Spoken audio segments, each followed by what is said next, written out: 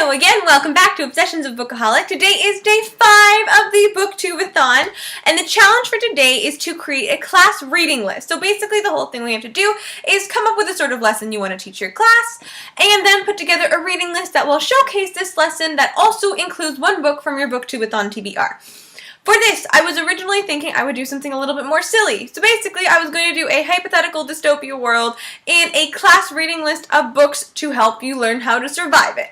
And I still really want to do that, so I'll probably do that in a different video. But then I got to thinking, why not actually try a lesson that is sort of applicable to people now and that you could teach in like a high school, because YA books are so much more fun than whatever they make us read. So for that, the lesson that I've chosen is basically an examination of people making their own choice to strike off on their own or go against the grain, and both the circumstances that drive a person to choose their own path and the strength that comes from doing so. As readers, a lot of us already get this. Basically, every book has some sort of instance of somebody deciding, no, I don't want this with my life, I'm gonna go make myself a new life. It is essentially the tune of the entire narrative of the narratives. But I know in class we don't necessarily get a lot of that. I remember in high school we were told a lot about how the future is yours and make your own decisions, but then they went around and would push us into little pigeonholes and say, this is a good thing to do, and this is a bad thing to do, and this is what you should do, and this is what you shouldn't do,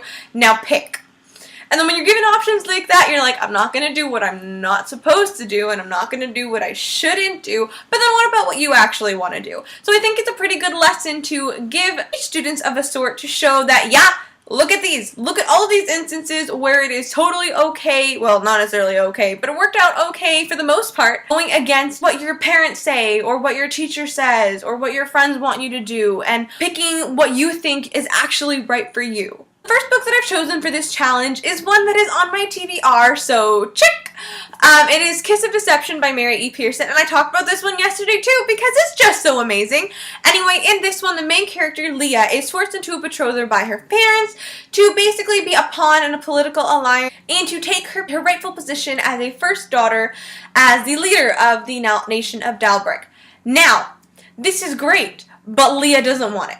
She thinks that this mystery prince is a toad who refuses her request to inspect him prior to their wedding, and the life that her parents are setting out for her is not the one that she wants in the slightest. She's a very headstrong girl and decides to set off on her own. She and her best friend run away on her wedding day and then go off and make a life for themselves in a nearby village.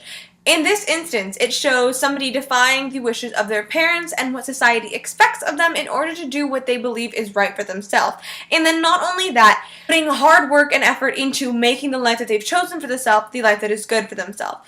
Leah becomes a maid in a tavern, but she cooks and she cleans and she helps plan the festival and she helps with the serving. All things that person of her station would not necessarily have been doing, but it's what her new position requires of her, so she does it and she embraces it. And she thrives so much more in the new life that she's carved out for herself than she had in the life that was set out for her. So in this one, it's a good examination of how somebody would go about deciding to defy what their parents have set out for them, and then the sort of strength that they acquire in making that decision for themselves. To show another sort of circumstance as to why somebody might choose their own path, I have chosen Divergent by Veronica Roth as well. I'm sure most of you by now have read this. I have read both this one and Insurgent, just not Allegiant yet because I know how it ends. Anyway, I think what Tris does in Divergent is a really, really good example of what this lesson is trying to teach us. Basically, it is the safe choice and the recommended choice for Tris to join abnegation in her ceremony. It is the best way to hide somebody like her who is divergent, but Tris recognizes what leading a life in abnegation would mean for her, and having grown up in abnegation, she knows that this is not at all what she wants. She feels a pull to Dauntless, and so despite the danger, she decides to choose Dauntless. This shows the circumstances behind making a decision that might actually be a little bit more dangerous or a little bit riskier. It's not exactly against the grain, because a lot of people obviously have been choosing Dauntless.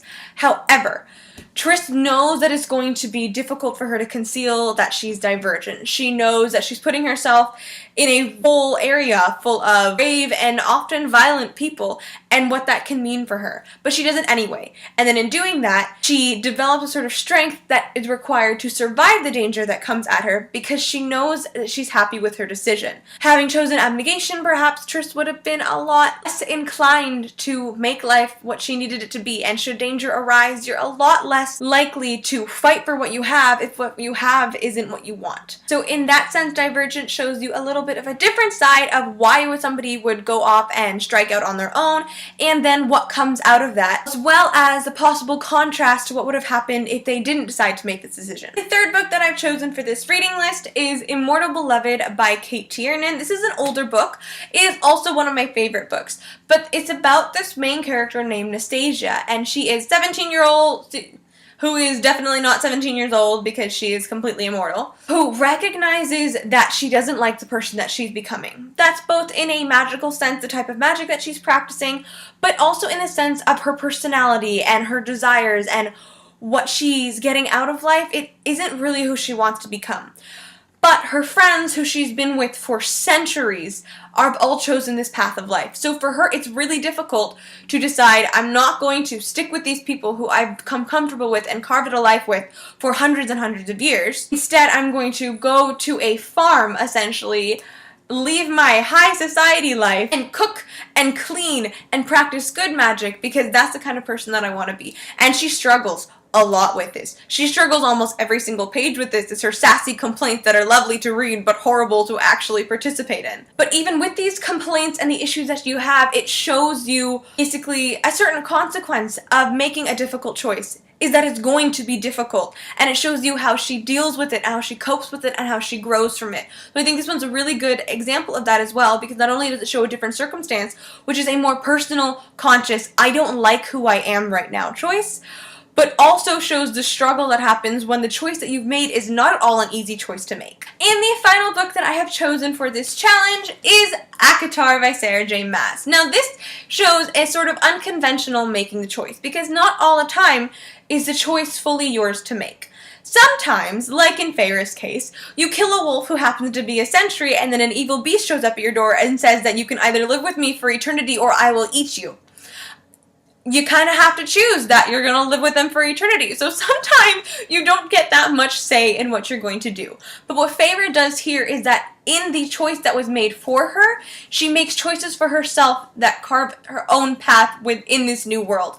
And I know that doesn't totally make sense the way I'm explaining it, but basically she finds a way to make the choice that she was forced into her own. And then because that she's made a life for herself within this new life that Tamlin has chosen for her, she is given the strength enough to later on come back for Tamlin for everything that happens with Amarantha, because now she's happy with the life that she has. And then later on in Akamath, she's ready for the choice that she has to make here, which is joining Rhysand and going to the Night Court, because she realizes that the life she's leading with Tamlin is no longer the life that she needs. But the choices that she had to make, she was forced into making in Qatar, set her up with the strength to make those choices, similar choices but different choices, again in Akamath, and then carve for herself the life that she actually wants to lead, as you can see in Echo. That is it for my class reading list. Again, I'll probably be back and do the dystopia one that I was talking about, because the more I think about it, the more I really want to do it. But I want to first get through my Booktubeathon reading list, which includes Unravel Me, which I would love to be able to include, but I feel like I should probably get more finish the series than just Shatter Me, which I read like 4 years ago, so I am so excited to get to that one. I'm a little bit behind in reading, more behind than I want to be. Unfortunately, I still have like 4.5 books to read this week, and only 2.5 days left of the week, but I am determined, and I will do it, and I will stay up super late and wake up super early if that is what is necessary, but I will get this done. So anyway, thank you all so much for watching. I will see you again tomorrow with day 6 book challenge, but until then, happy reading, and I will see you soon. Bye!